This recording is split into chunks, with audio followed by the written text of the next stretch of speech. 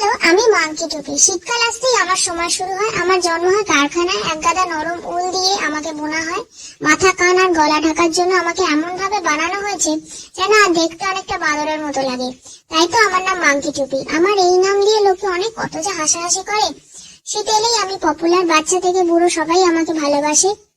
কেউ মাথায় পড়লে বলে, আহা কি গরম লাগছে, আর কেউ বলে দেখো কি কিউট লাগছে। কিন্তু আয়নার সামনে দাঁড়িয়ে কেউ কেউ মুখ বেঁকিয়ে বলে, এই টুপি পরলে কি সত্যি মানুষ দেখাবে?